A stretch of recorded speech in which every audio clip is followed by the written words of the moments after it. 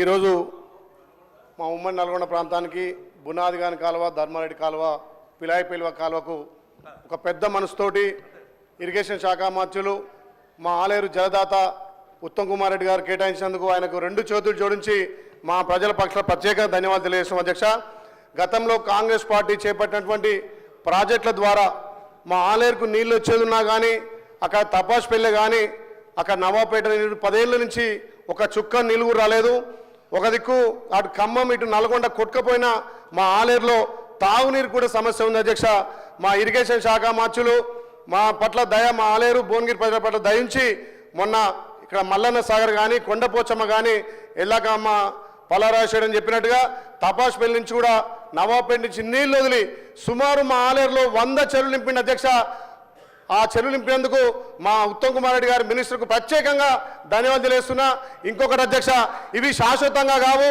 మాకు గంధమల్ల ప్రాజెక్టు కడితే శాశ్వతంగా 8 మండలాలతో పాటు ఇక్కడ మందర సామేల్ గారి మోత్కూరు అక్కడ తుంగతుర్తి దాకా నిలిపోతాయి. కాబట్టి దయచేసి మన ప్రజాప్రభుత్వం గౌరవ ముఖ్యమంత్రి రేవంత్ రెడ్డి గారి సహకారంతో, అదేవిధంగా మా ఉత్తమ్ కుమార్ రెడ్డి సహకారంతో గంధమల్లను కూడా కొంచెం మాకు ప్రాజెక్టు చేస్తే ఆ ప్రాంతం సస్యశ్యామలం అధ్యక్ష. ఇంకొకటి అధ్యక్ష, ఏదైతే మిగిలిపోయిన కాలువలు అక్కడ మిగిలిపోయిన కాలువలు కొంచెం కంప్లీట్ చేస్తే రాజాపేట మండలం వెనుకబడ్డ మండలం అధ్యక్ష.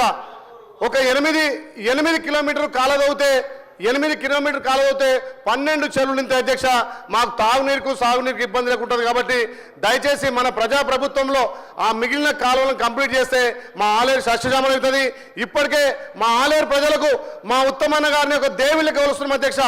ఎండాకాలంలో కూడా ఇలా గోదావరి జలాలు ఆలేరు పాలించి ఆలేరు రైతుల కాలుగాడికి అదృష్టం నాకు కల్పించినందుకు ప్రత్యేకంగా మా ఇరిగేషన్ శాఖ మంత్రులు ఉత్తమ్ కుమార్ రెడ్డి గారికి ధన్యవాదాలు తెలియజేస్తూ బునాదిగాని కాలువ, పిలాయిపల్వ కాలువ కూడా నిధులు కేటాయించినందుకు మా ఆలేరు ప్రజల పట్ల ప్రత్యేకంగా ధన్యవాదాలు తెలియజేస్తున్నాను. థ్యాంక్స్ అధ్యక్ష.